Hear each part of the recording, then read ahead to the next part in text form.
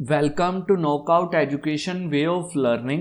आज है 8 नवंबर और 8 नवंबर से करंट अफेयर के जितने भी क्वेश्चन बनेंगे वो सब आज हम इस वीडियो में डिस्कस करेंगे। इस वीडियो की पीडीएफ फाइल आप हमारे टेलीग्राम ग्रुप और व्हाट्सएप ग्रुप से डाउनलोड कर सकते हैं। टेलीग्राम ग्रुप का लिंक आपको इस वीडियो के डिस्क्रिप्शन में मिल जाएगा। आप चाहे किसी भी एग्जाम की तैयारी कर रहे हैं, ये वीडियो आपके लिए बेहद खास होने वाली है क्योंकि इसके अंदर हम current affair plus static GK के सारे क्वेश्चन कवर करते हैं जो भी एग्जाम पॉइंट ऑफ व्यू से इंपॉर्टेंट है। और इस वीडियो के लास्ट में मैं आपके लिए डेली जॉब अपडेट लेके आता हूं, तो इस वीडियो को लास्ट तक जरूर देखें। चलिए स्टार्ट करते हैं। आज का हमारा फर्स्ट क्वेश्चन है, हाल ही में राष्ट्रीय कैंसर जागरूकता दिवस 2020 कब मनाया गया? ये मनाया गया 7 नवंबर को। हर साल 7 नवंबर को राष्ट्रीय कैंसर जागरूकता दिवस मनाया जाता है। एक वैज्ञानिक थी मैरी क्यूरी, उनकी जयंती के उपलक्ष्य में इसे मनाया जाता है। मैरी क्यूरी 1903 के अंदर फिजिक्स के नोबेल पुरस्कार से सम्मानित की गई थी। उन्हीं की जयंती के उपलक्ष्य में राष्ट्रीय कैंसर जागरूकता दिवस हर साल 7 नवंबर को मनाया जाता है। इसकी घोषणा हुई थी 2014 के अंदर। 2014 के अंदर डॉक्टर हर्षवर्धन जी ने इसकी घोषणा की थी। बात करें कैंसर की तो WHO के अनुसार विश्व की दूसरी सबसे घातक बीमारी है कैंसर, जिसके कारण लाखों मृत्यु होती हैं हर साल। ओके, ये है इस क्वेश्चन के बारे में जो भी मैं आपको पढ़ा रहा हूं। ये कंटेंट आपको एज इट इज मेरे टेलीग्राम चैनल पे और टेलीग्राम ग्रुप पे मिल जाएगा। ओके, नेक्स्ट क्वेश्चन है, हाल ही में भारत की तीनों सेनाओं के विशेष बलों ने कौन सा अभ्यास किया है? इन्होंने अभ्यास किया है बुल स्ट्राइक। बात करें बुल स्ट्राइक की, यह अभ्यास अंडमान और निकोबार के ट्रेसा आइलैंड पर हमारी थल सेना, वायुसेना और नौसेना यानी तीनों सेनाओं ने मिलकर शुरू किया है। ये 3 दिन तक चलेगा। 3 दिन तक ये अभ्यास चलेगा। इसके अंदर तीनों सेनाओं की प्रमुख टीमें जो स्पेशल फोर्सेस हैं वो प्लस जो राहत कर्मी होते हैं, डॉक्टर वगैरह होते हैं, उन्हें शामिल किया गया है। इस अभ्यास का उद्देश्य तीनों सेनाओं का आपस में सामंजस्य स्थापित करना है, यानी कि जो हमारी थल सेना, वायुसेना और नौसेना है उसका आपस में जो कोरिलेशन है वो बिठाना है। इस अभ्यास का मेन उद्देश्य है। अब बात करें तीनों सेनाओं के अध्यक्ष की, यानी कि चीफ ऑफ डिफेंस स्टाफ कौन है? जनरल बिपिन रावत, और एक होते हैं कमांडर इन चीफ। तीनों सेनाओं के कमांडर इन चीफ होते हैं हमारे राष्ट्रपति, जो कि हैं रामनाथ कोविंद जी। ये इसके अंदर इसकी डिटेल दी हुई है कि कौन कौन सी फोर्सेज इसमें शामिल हुई हैं, ये आपको मेरे टेलीग्राम ग्रुप पे मिल जाएगी। ओके, नेक्स्ट क्वेश्चन है, हाल ही में किसने देश में निवेश को प्रोत्साहित करने के उद्देश्य से VGIR 2020 सम्मेलन की अध्यक्षता की है? इसकी अध्यक्षता की है हमारे प्राइम मिनिस्टर नरेंद्र मोदी जी ने। VGIR 2020 यानी कि virtual global investor round table, इसकी अध्यक्षता की है नरेंद्र मोदी जी ने।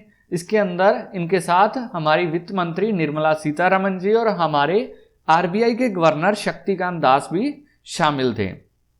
इस सम्मेलन के अंदर भारत को $5 ट्रिलियन की अर्थव्यवस्था बनाने का जो हमारा एजेंडा चल रहा है गवर्नमेंट का, उसके ऊपर विचार विमर्श किया गया। इसके अंदर दुनिया की टॉप 20 संस्थाएं इसमें शामिल हुई।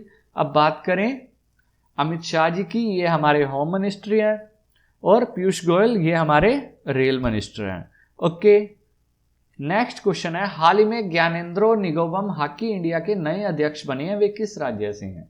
वे हैं मणिपुर से। ज्ञानेंद्रो निगोबम हॉकी इंडिया के अध्यक्ष बने हैं, ये मणिपुर से हैं। ये जुलाई 2020 से हॉकी इंडिया के कार्यवाहक अध्यक्ष के रूप में काम कर रहे हैं। अब ये निर्विरोध इसके अध्यक्ष बन गए हैं हॉकी इंडिया के। ज्ञानेंद्रो निगोबम मणिपुर के अंदर 40 साल से हॉकी के साथ जुड़े हुए हैं। इनका वहां जो काम को देख के इन्हें अध्यक्ष बना दिया गया है। बात करें हॉकी इंडिया की तो इसकी स्थापना हुई थी 20 मई 2009 को। हेडक्वार्टर इसका नई दिल्ली के अंदर। अब मणिपुर से है ये, तो मणिपुर की बात करें तो ये है मैप के अंदर मणिपुर। मणिपुर की कैपिटल है इम्फाल, गवर्नर है Najma Heptulla. Okay, next question है, हाल ही में किस राज्य में 2 दिनों तक चलने वाला संयुक्त कोस्टल सुरक्षा अभ्यास सागर कवच आरंभ हुआ है? ये आरंभ हुआ है उड़ीसा के अंदर। उड़ीसा के अंदर सागर कवच आरंभ हुआ है, उड़ीसा के पारादीप तट पर। उड़ीसा के पारादीप तट पर। पारादीप तट पर यह अभ्यास शुरू हुआ है। इसका उद्देश्य जो 26/11 की जो घटना थी, 26/11 की जो घटना थी, जो मुंबई हमला हुआ था, उसके जैसी कोई घटना दोबारा ना हो, इसलिए ये प्रैक्टिस की जाती है हर साल। नौसेना की बात करें, नौसेना प्रमुख है एडमिरल करमबीर सिंह। ओके, अब बात उड़ीसा की हुई है, तो ये है मैप के अंदर उड़ीसा। उड़ीसा के अंदर है व्हीलर द्वीप, जिसका नाम बदल के एपीजे अब्दुल कलाम द्वीप रख दिया गया है। उसी पर अग्नि 3 मिसाइल का सफलतापूर्वक परीक्षण किया था डीआरडीओ ने। ओके, और उड़ीसा की बात करें तो इसके मुख्यमंत्री है नवीन पटनायक, कैपिटल है भुवनेश्वर, राज्यपाल गणेशी लाल। ओके, नेक्स्ट है, हाल ही में भारत के किस व्यक्ति को आईडीएफ के बोर्ड में शामिल किया गया है?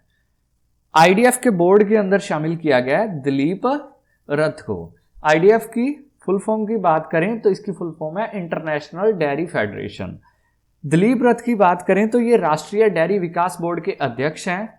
इंडिया के अंदर राष्ट्रीय डेयरी विकास बोर्ड के अध्यक्ष हैं दिलीप रथ। इन्हें अब सर्वसहमति से इंटरनेशनल डेयरी फेडरेशन के बोर्ड में चुना गया है। अब बात करें, डेयरी की बात हो रही है, तो भारत दूध उत्पादन के मामले में विश्व में नंबर 1 पे है। नंबर 1 पे है भारत विश्व के अंदर दुग्ध उत्पादन के अंदर। और सबसे ज्यादा गोधन आबादी वाला देश भी भारत है, यानी कि सबसे ज्यादा गायें पाई जाती हैं तो भारत के अंदर पाई जाती हैं।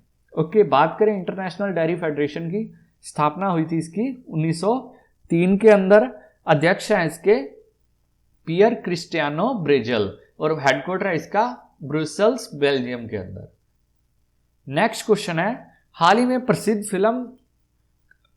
में प्रसिद्ध फिल्मकार हरिहरन को किस पुरस्कार के लिए चुना गया है? इन्हें चुना गया है जेसी डैनियल पुरस्कार के लिए। ये है फिल्मकार हरिहरन जी, इन्हें जेसी डैनियल पुरस्कार के लिए चुना गया है।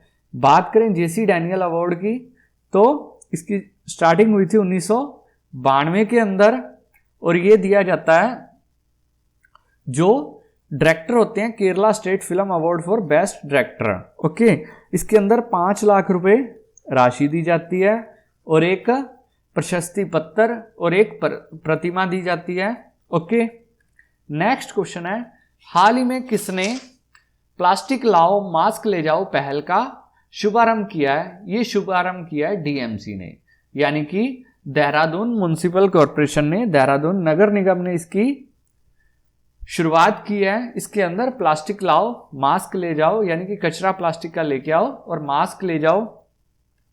अब बात करें देहरादून, ये उत्तराखंड की कैपिटल है, तो ये है मैप के अंदर उत्तराखंड। उत्तराखंड की गवर्नर है बेबी रानी मौर्य और राजधानी है देहरादून, तो है शीतकालीन राजधानी और गैरसैंण ग्रीष्म राजधानी है। मुख्यमंत्री है त्रिवेंद्र सिंह रावत और उत्तराखंड के अंदर ही है फूलों की घाटी। ओके, नेक्स्ट क्वेश्चन है, हाल ही में किसे नमामि गंगे परियोजना के ब्रांड एम्बेसडर बनाया गया है? ये बनाए गए हैं चाचा चौधरी। ये जो आप चाचा चौधरी देखते होते थे, कंप्यूटर से तेज दिमाग, ये इनका डायलॉग प्रोमो है। इन्हें ब्रांड एम्बेसडर बना दिया गया है नमामि गंगे परियोजना का। नेक्स्ट क्वेश्चन है, हाल ही में किस राज्य ने पटाखों पर पूर्ण रूप से प्रतिबंध लगाया है? ये लगाया है हरियाणा और दिल्ली गवर्नमेंट ने। पहले हरियाणा गवर्नमेंट ने लगाया था और दूसरा राज्य बन गया दिल्ली। इन दोनों ने पटाखों पर पूर्ण प्रतिबंध लगा दिया है, क्योंकि जो एयर क्वालिटी इंडेक्स है वो काफी बड़ा हुआ है और उसके अंदर लोगों की आंखों में जलन होनी स्टार्ट हो गई थी। इस वजह से इन्होंने पटाखों पर पूर्ण रूप से प्रतिबंध लगा दिया है। नेक्स्ट क्वेश्चन है, हाल ही में किस भारतीय राज्य और केंद्र शासित प्रदेश ने इलेक्ट्रिक वाहनों पर 100% वाहन कर की छूट दी है? ये दी है तमिलनाडु गवर्नमेंट ने।